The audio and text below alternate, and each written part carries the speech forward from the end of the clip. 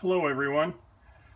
I wanted to show you a little problem with the Ford front-wheel drive IWE bearing that I have not seen a video on or any information on.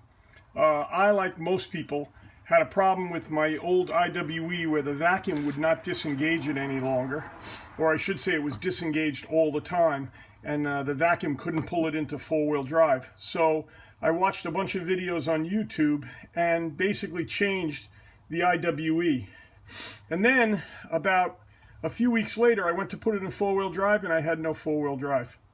So basically what happened was that the brand new IWE, actually you can see all the teeth missing here, and these are the teeth that normally engage in the hub.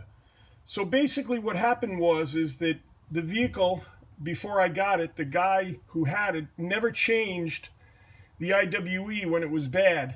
And what it did was it ground all these teeth off of the hub of the bearing.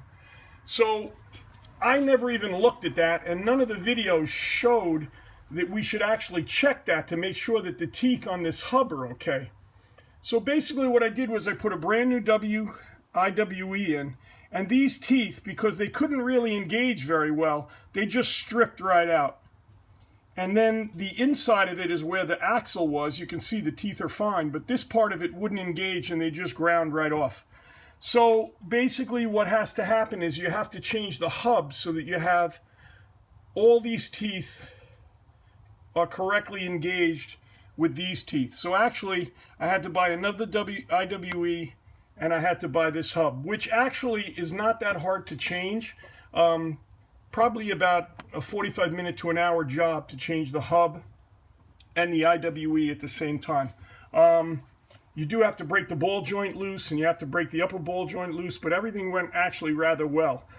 So if you go through the entire procedure to check your front wheel drive on your Ford, don't forget to make sure that this gear is not worn down from a long period of non-engagement and rubbing on the IWE. So if you hear that clanking noise, that clicking and that grinding, if you let that go on for a long period of time, this is what's going to happen. And then you're going to end up having to change both of them.